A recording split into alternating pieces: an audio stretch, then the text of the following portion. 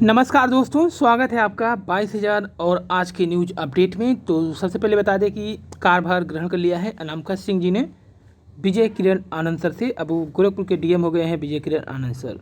तो 22,000 की बात करें, आज टीम के सदस्यों द्वारा यूपी गवर्नमेंट में राज्य मंत्री आदरणीय श्री सीपी उपाध्याय यानी चंद्रिका प्रसाद उपाध्याय जी से मिलकर उनको ज्ञापन दिया। उनसे 1,37,000 से बची हुई सीटों को पूरा करने के लिए आग्रह किया गया। उन्होंने हमें आश्वस्त किया है कि वे मुख्यमंत्री जी से जल्द ही मिलेंगे और उनसे निवेदन करके आप लोगों की मांग का उचित समाधान कराएंगे। ये देखिए, यहाँ पे राज्य मंत्री चंद्रिका प्रसाद उपाध्याय जी से मिली है टीम अब तक सभी कैबिनेट मंत्री और विधायक सांसद से जो अपना मिलन भेंट वार्ता है और ज्ञापन कार्यक्रम है वो चलाई हुई है। यहाँ पे देखिए, काफ़ी ध्यानपूर्वक इनकी बातों को सुना गया।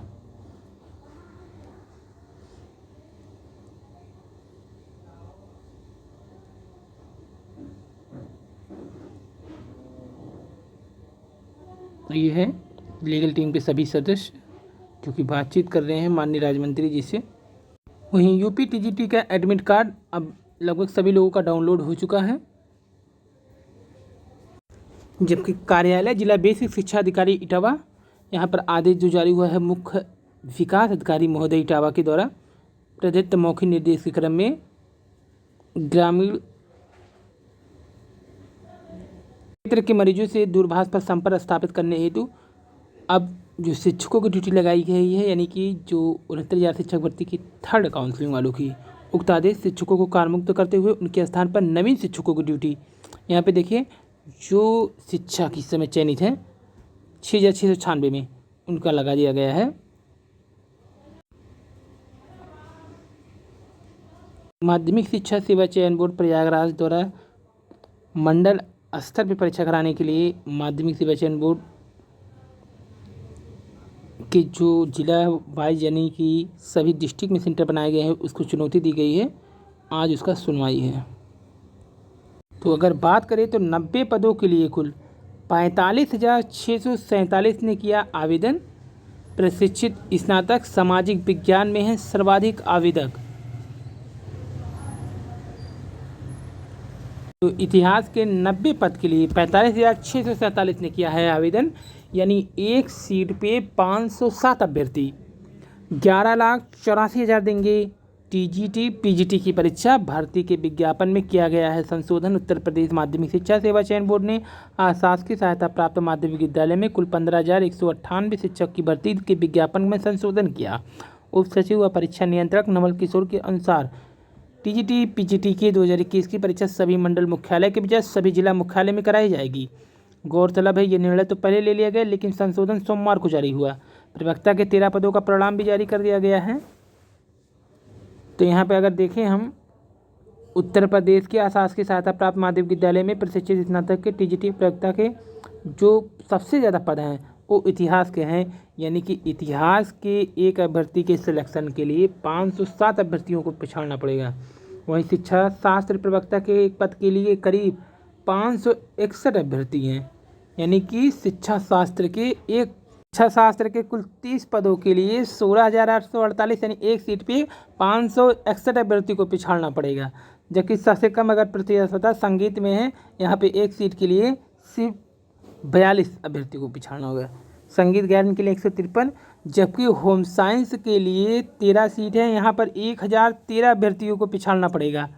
तो होम साइंस का अगर देखें तो 1,013 अभ्यर्थियों को एक सीट के लिए प्रतिस्पर्धा करना है।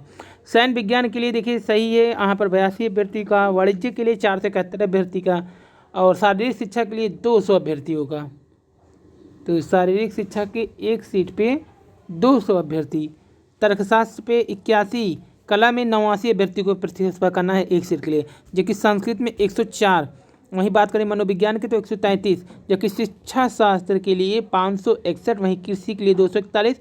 हिंदी पे देखिए प्रतिस्पर्धा कम ही है, समझिए, क्योंकि फॉर्म के हिसाब से यहाँ पर एक अभ्यर्थी को 132 लोगों से अपना प्रतिस्पर्धा करना है 410 पद के लिए, जबकि इतिहास में 507, अर्थशास्त्र में 144, अर्थशास्त्र में सिर्फ 144।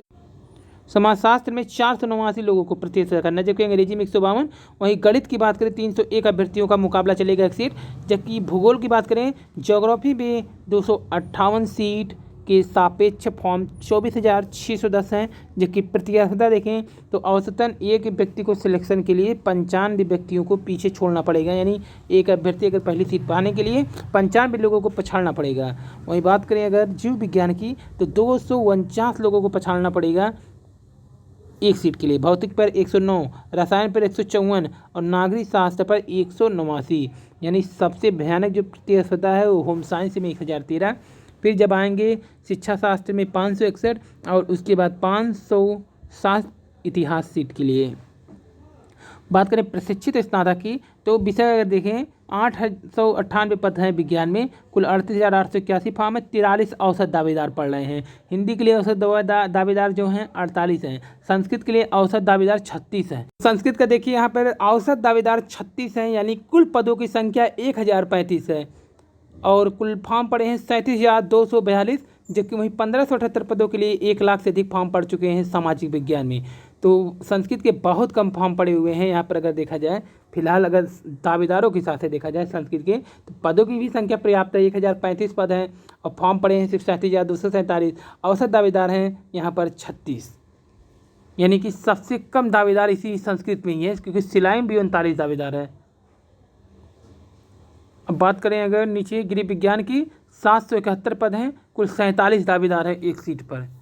सामाजिक विज्ञान पे सबसे ज़बरदस्त प्रतिशत चलेगा, क्योंकि 1578 पदों के लिए कुल 1,14,764 फॉर्म है, 73 दावेदार औसतन पढ़ रहे हैं। गणित के लिए 40 दावेदार हैं, कला के लिए 97 दावेदार हैं, जबकि अंग्रेजी के लिए 44। वहीं कृषि के लिए 34, शारीरिक शिक्षा के लिए 65, वाणिज्य के लिए 188, सिलाई के लिए 39, उर्दू के लिए 57, जबकि संगीत वादन 52, संगीत गायन 68 और जीव विज्ञान के लिए 102, यानी कि ये भी शतक पूरा कर दिया है जीव विज्ञान का भी। तो यहाँ पर अगर देखें तो किन किन सब्जेक्ट ने शतक मारा है। वाणिज्य ने शतक मार दिया है, 188 रन के साथ खेल रहा है, और जीव विज्ञान जो है यहाँ पर 102, और जो कि बात करें कला चूक गया है 97 रन बना के।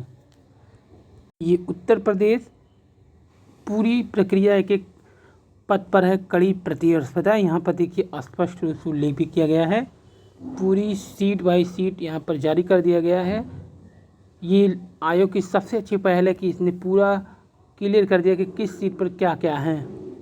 वहीं एडेड जूनियर हाई स्कूल शिक्षक भर्ती परीक्षा 10 अक्टूबर को प्रस्तावित हो गई है, और विद्यालय आवंटन के बाद अब नियुक्ति पत्र मिला, तो अब विद्यालय आवंटन का इंतजार 69,022 शिक्षकों को।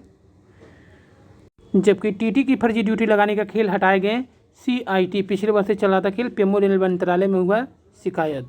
6,500 छात्रों के विभाग अपने बच्चों को स्कूल भेजने के तैयार। एडेड जूनियर हाई स्कूल की 10 अक्टूबर। अर्हता व अभिलेख परीक्षण के लिए 284 अभ्यर्थियों की अनुपूरक सूची भी जारी कर दी गई है। जबकि MPW की नियुक्ति मांग को लेकर घेरा महानिदेशक, तो महानिदेशालय का घेराव कर लिया है लोगों ने।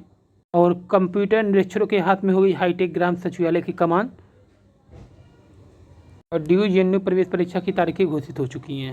नए सत्र में दाखिले के लिए ऑनलाइन आवेदन 7 से प्रयागराज यूथ क्रिश्चियन कॉलेज की प्रवेश परीक्षा इज्तिमा के पहले सप्ताह में जारी होगा बोर्ड परीक्षा का परिणाम। भिखारी पर रोक से इनकार, कोर्ट ने कहा जात दृष्टिकोण से आदेश नहीं, मजबूरी में भीख मांगते हैं, नहीं लगा सकते हैं रोक।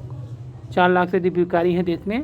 सुप्रीम कोर्ट ने कहा कि अभिजात दृष्टिकोण अपनाकर वह भिखारियों व बेघरों को हटाने का आदेश नहीं देंगे। अवसरों की कमी और सामाजिक आर्थिक समस्या, लोग भीख इसलिए मांगते हैं क्योंकि उनके पास विकल्प नहीं। अदालत ने कोरोना से पैदा चुनौती को देखते हुए केंद्र दिल्ली सरकार को भिखारियों को पुनर्वास से टीकाकरण के उपाय पर सुझाव देने को कहा। उनके बच्चों को भी मिलनी चाहिए शिक्षा, जिससे सड़क पर भीख न मांगना पड़े उन्हें। और हिंदी विभाग ने पलटा अपना ही निर्णय PhD में प्रवेश को लेकर के।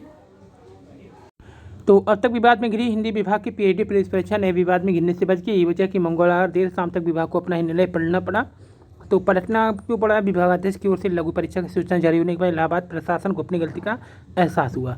एक ही सत्र में प्रवेश के लिए 2 तरह के नियम बनाए गए। ऐसे में देर शाम PRO डॉक्टर जया कपूर की तरफ से सूचना जारी कर कहा कि केवल लेवल 1 में सफल अभ्यर्थियों को ही लेवल 2 के लिए लिखित परीक्षा नहीं देनी होगी, या सिनाप्टिक जमा कर इंटरव्यू में शामिल हो सकते हैं। तो 2019 में हिंदी विषय के PhD के लिए कुल 90 सीटों के प्रवेश के आवेदन मांगे गए थे। तो इस परीक्षा कुल 78 को प्रवेश मिला, 12 सीटों का प्रवेश नहीं हो पाया। दूसरे चरण के तहत कुल 19 सीटों पर आवेदन मांगे गए। यह मामला विवाद में है, कोर्ट पहुंच गए। इसी बीच सत्र 2020 की पीएचडी के लिए कुल 41 सीट के आवेदन मांगे। जब इस पर सवाल उठने लगा तो तत्कालीन जो कार्यवाहक कुलपति प्रोफेसर आर तिवारी ने नए सत्र की प्रवेश प्रक्रिया पर रोक लगा दी और ये नए महानिदेशक को कार्यभार ग्रहण कराते गोरखपुर के नए डीएम विजय किरण आनंद सर।